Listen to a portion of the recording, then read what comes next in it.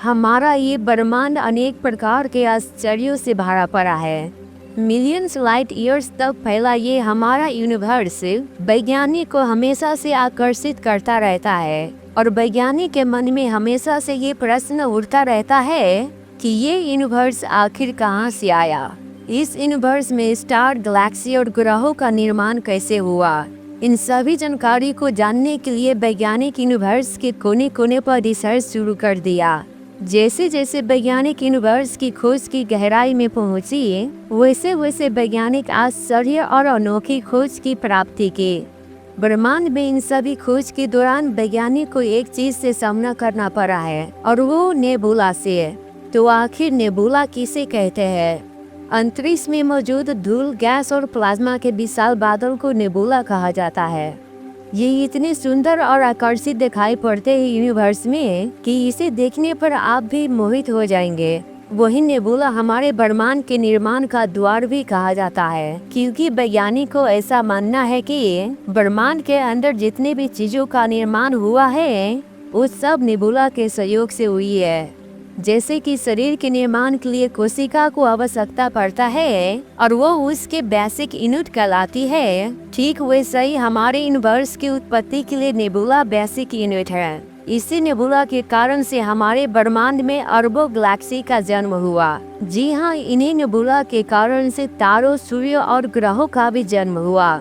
यहाँ तक भी कह सकते हैं कि हम सब का जन्म नेबुला के सहयोग से निर्माण हुई है। तो ये बात कहने में तो कोई दुविधा तो नहीं होगा कि ब्रह्मांड की उत्पत्ति से लेकर उसके निर्माण तक नेबुला का ही सहयोग है। जब वैज्ञानिक ने नेबुला पर गहराई से अध्ययन करने के बाद में हाइड्रोजन और हीलियम तत्व सबसे ज्यादा मात्रा में मौजूद है पूरे यूनिवर्स में, ऐसा पुष्टि की। और इन्हीं सभी के कारण से यूनिवर्स में नए तारों का जन्म होती रहती है और साथ ही साथ प्लैनेट्स का निर्माण भी इसी से होती है। हमारे इस ब्रह्मांड में तारों से लेकर गैलेक्सी और उसके अस्तित्व, मैसिव ऑब्जेक्ट आने की प्लैनेट्स का निर्माण का जिम्मेदारी नेबुला का होता है। इसे हमारे ब्रह्मांड के प्रोडक्शन यूनिट भी कह सकते हैं। हमारे ब्रह्मांड में अध्ययन करने वाले वैज्ञानिक को ऐसा मानना है कि नेबुला के अंदर बहुत सारे रहस्य छुपा है जो हम सब उसे अभी तक जान नहीं पाए हैं। अगर हमारे इस ब्रह्मांड के अंदर सितारों और गैलेक्सी को अध्ययन करना है तो इसके लिए हमें नेबुला को लाइफ साइकिल के बारे में अध्ययन करना अत्यंत जरूरी होगा, क्योंकि आप इसे पहले न जानने के बाद आपकी अध्ययन यूनिवर्स में अधूरी मानी जाएगी। उन्हीं सभी वजह से यूनिवर्स नेबुला पेरेंट्स जनरेशन भी कहलाती है। उसके अलावा जितने मौजूद है यूनिवर्स में वो सभी चाइल्ड जनरेशन कहलाती है। वही आकाश में सबसे ज्यादा चमकने वाला ओरियन नेबुला है। साल 2018 से पहले वैज्ञानिक ओरियन नेबुला पर उतनी जानकारी तो नहीं प्राप्त कर सके थे, लेकिन उसके बाद में कुछ नया रिसर्च होकर निकला सबके सामने। नासा के वैज्ञानिक ने ओरियन नेबुला पर 3D मॉडल विजुअलाइजेशन तैयार किया। तब इस 3D मॉडल विजुअलाइजेशन को अध्ययन किया गया और उसके अंदर ऐसी चीज की पुष्टि हुई कि आप भी सुनकर हैरान हो जाएंगे। जितनी सुंदरता नेबुला ऊपर से दिखाई नजर आती है, उनसे कई गुना ज्यादा अंदर में निखार छुपी है। जब वैज्ञानिक ने अध्ययन किया नेबुला के अंदर के सेंटर में, तब वहां पर चौंकाने वाला दृश्य नजर आया और वो दृश्य था कि नेबुला के अंदर के सेंटर में लाखों करोड़ों तारों का निर्माण हो रहा था और वहीं से जन्मे हुए तारे पूरे ब्रह्मांड में ऑर्बिट करते हैं। वहीं वैज्ञानिक 3D मॉडल विजुअलाइजेशन को करीब से जानने का प्रयत्न किया तो वहां पर रंग बिरंगी कलर बिखरने वाले गैसेस क्लस्टर भी मौजूद थे। वैज्ञानिक कहते हैं कि रंग बिरंगी कलर बिखरने वाले क्लस्टर हाइड्रोजन आइटम की उत्पत्ति होने के कारण से अपने रंग को बिखरती है पूरे यूनिवर्स में। और इसके अलावा वैज्ञानिक ने एक बात और कही है कि पूरे ब्रह्मांड में बहुत सारे रोशनी दिखाई पड़ती है और रोशनी तारों के एक आपस में टकराने से हुई होती है, क्योंकि तारों जब एक आपस में टकराती है तब बहुत सारे रोशनी प्रोड्यूस करती है यूनिवर्स में और वही सारे रोशनी ग्रेविटी के प्रभाव से रह जाते हैं पूरे ब्रह्मांड में। वही बात करें यूनिवर्स में ब्लू कलर्स काफी मात्रा में मौजूद रहती है। इसका होने का मुख्य कारण बताया है वैज्ञानिक ने कि यूनिवर्स में इंटरस्टेलर डस्ट काफी मात्रा में मौजूद है।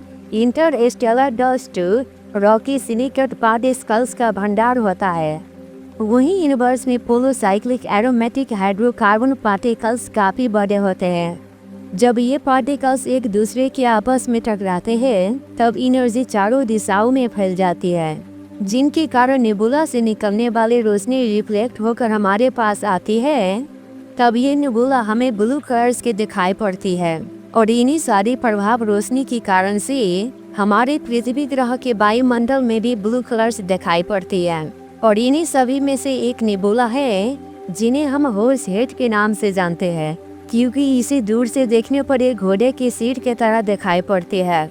और इस हॉर्स हेड नेबुला में पूरी डार्कनेस से भरा पड़ा है।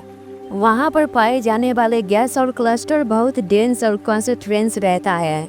इस नेबुला से डार्क रोशनी इमिट करने के कारण से वैज्ञानिक को मानना है कि ये नेबुला हमेशा अल्ट्रा वायलेंस रेंज प्रोड्यूस करता है। पर अल्ट्रा वायलेंस रेंज को देखा तो नहीं जा सकता, लेकिन उसके हीट के रोशनी के कारण से अनुभव किया जा सकता है।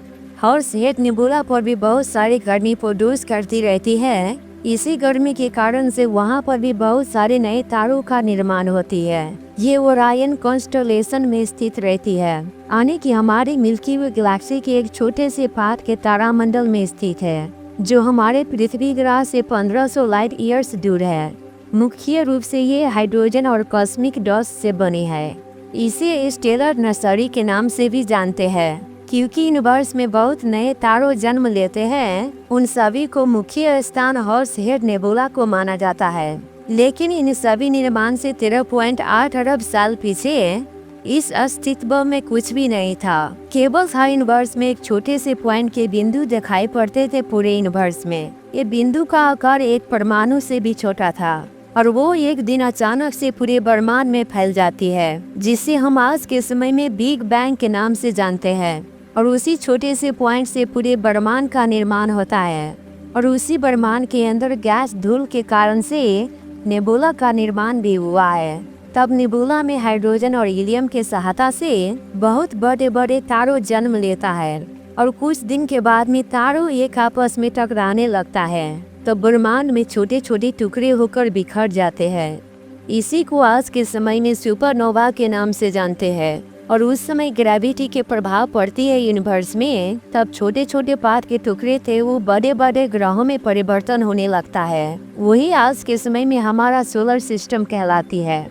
और नासा के चंद्र एक्सरे टेलीस्कोप से सहायता से कैसियोपिया नेबुला का अध्ययन भी शुरू किया था।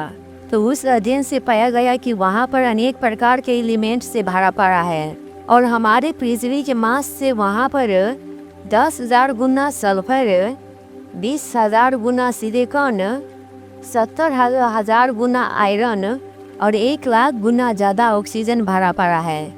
तो वैज्ञानिक को मानना है कि ये आंकड़ों से वहाँ पर मानव जीवन के लिए संभावना बन सकती है, क्योंकि कैसियोपिया नेबुला एक ऐसा स्थान है जहाँ मानव के आवश्यकता के अनुसार सब कुछ मौजूद है। तो दोस्तों, आपको क्या लगता है कि मानव जीवन वहाँ पर बच सकता है या नहीं?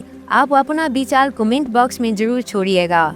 तो दोस्तों, आज की वीडियो यहीं पर समाप्त करते हैं, क्योंकि काफ़ी कुछ जानने और सीखने को मौका मिला। तो एक छोटी सी रिक्वेस्ट है आप सभी से कि अगर वीडियो अच्छा लगा तो एक लाइक और कमेंट जरूर कर दीजिएगा। तो मिलते हैं आप सबके बीच में अगले वीडियो में। तब तक के लिए नमस्कार, धन्यवाद।